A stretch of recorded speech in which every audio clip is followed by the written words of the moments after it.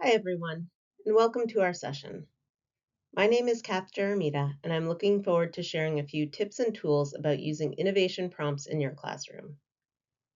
Before we begin, I'd love for you to take a moment to think about something you know about invention or innovation.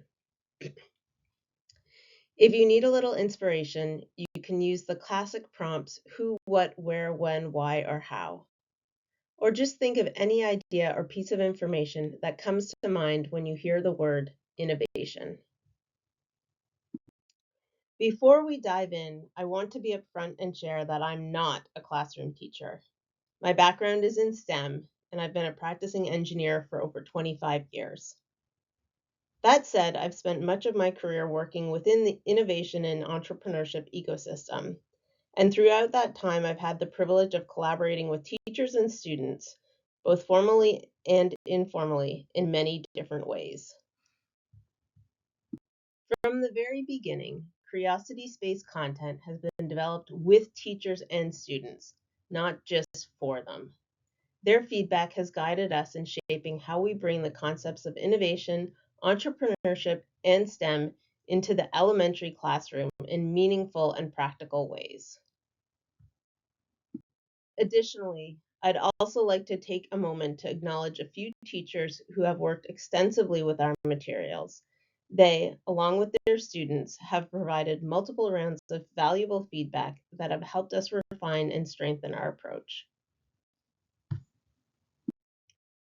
So why is innovation so powerful? We've been doing this for over a decade, visiting hundreds of classrooms and working with thousands of students. And here's what we've learned. Student ideas are at the core of who they are. Their ideas reflect the people they're becoming and the things that matter most to them. Innovation and entrepreneurship have a unique way of democratizing and personalizing the learning experience. They naturally center and validate each individual's ideas and interests. And when the ideas and interests being centered belong to students, it sends a powerful message. Your ideas matter, your interests matter, you matter. And it works. When students are given the space and tools to innovate, they often gain a deeper sense of ownership and confidence in their thinking.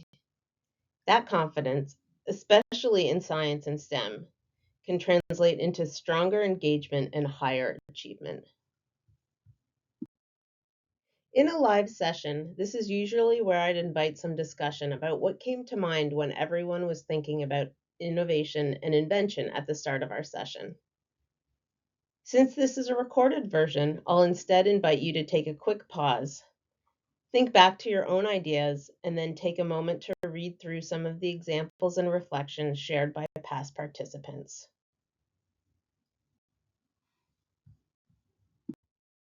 So enough talking. Let's invent. You don't need any special setup or equipment to start bringing invention into your classroom. Really, all you need is a notebook and a few good innovation prompts. So what is an innovation prompt? Innovation prompts are open-ended questions or partial statements that invite students to draw on their personal experiences and ideas and use creative thinking to improve a thing or a situation. Here are a few examples of innovation prompts. As you can see, even though they're open-ended, it's still possible to choose topics that connect directly to learning objectives in science or social studies.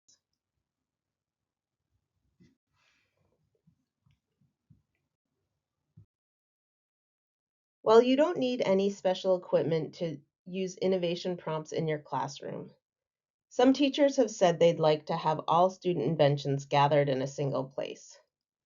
For this, we've created a special inventing notebook called the Book of Ideas. It includes just over a dozen innovation prompts, along with space for students to draw or write about their inventions. You'll also find inspiring entrepreneur quotes, short stories, and key invention vocabulary woven throughout to help spark creativity and curiosity. We'll talk a bit more about this at the end of the session. Now it's time to start inventing.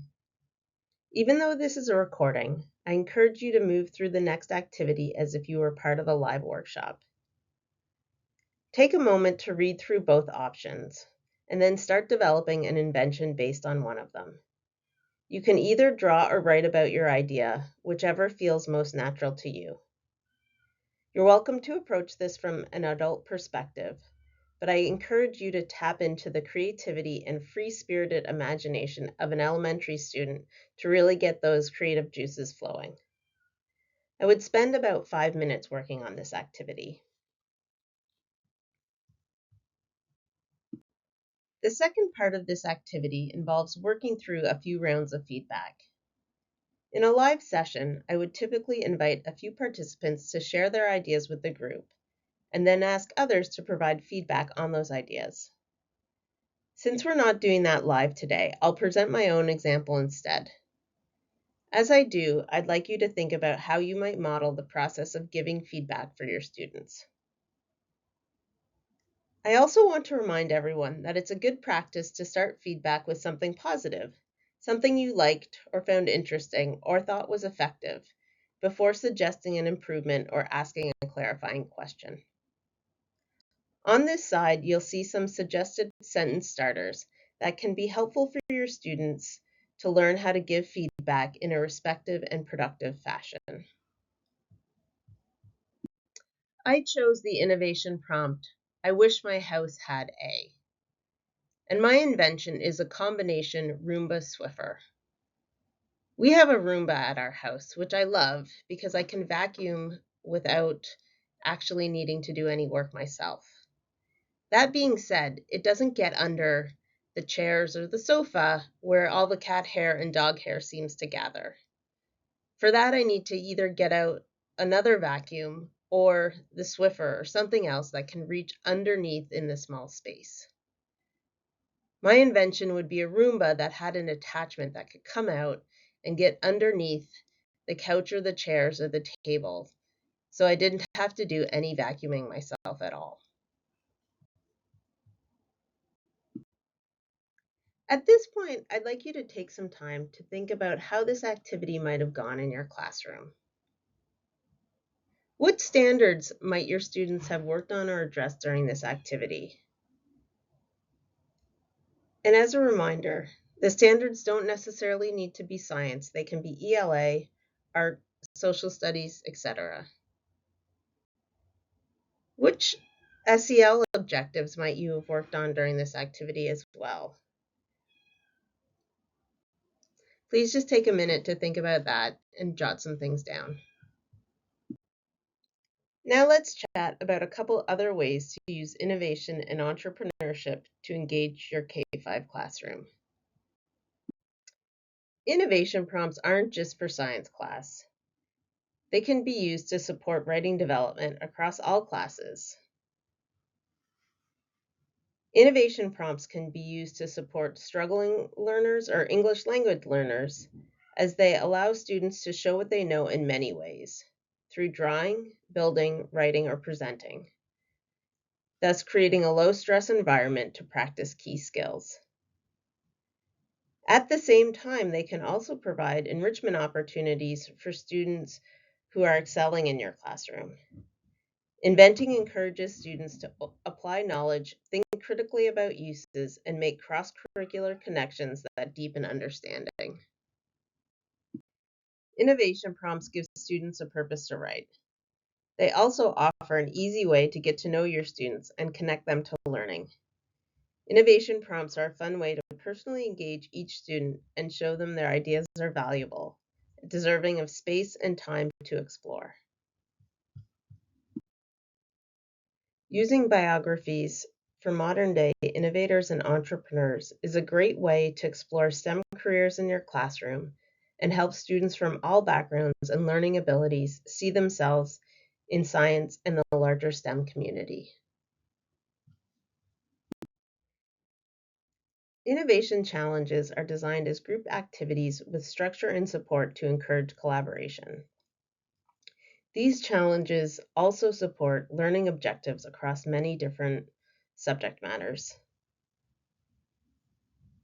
Additionally, the act of working together to solve specific problems, designing and representing a solution, communicating key features of the design to the intended user, provide a natural way for students to apply information and skills they learn throughout the year. This brings us to the end of our session, and we have a final reflection and a few wrap-up ideas. As a final reflection, I would encourage you to follow this 3-2-1 framework. What are 3 things you learned or rediscovered as we worked through this session? What are 2 things you're still thinking about? And what is 1 thing you will commit to trying in your classroom? As I mentioned at the beginning of the session, we've gathered together groups of innovation prompts into a book called the Book of Ideas. We have Book of Ideas versions for grade levels K through middle school, and they're available as a physical version, which must be purchased, or a digital version, which is currently available for free. The digital version is a web-based app which you can use directly with your students or just as a repository that includes a number of innovation prompts that you could use independently in your classroom. If you have any questions, please don't hesitate to reach out to me at the email below. I also wanted to take a moment to talk a little bit about how innovation prompts can help prepare your students for the state science tests. One of the comments we've recently heard from teachers is that students have really found the reading comprehension portion of the state science test a challenge. And while they're used to reading comprehension skills and applying those skills in an ELA-based test, they struggle to transfer those skills into a science environment. One of the things innovation prompts do naturally is they connect the concepts and skills in science to the concepts and skills in ELA. A lot of the writing, reading, explaining, discussing skills that come from doing innovations, explaining your innovations, and giving and receiving of feedback help students understand that those ELA skills are now applicable in a science arena and help prepare them for the reading comprehension and question cluster nature of the new New York State science tests. That brings us to the end of our session. I hope you found it useful and interesting. If you have any questions, please don't hesitate to reach out at the email below. Till then, happy inventing.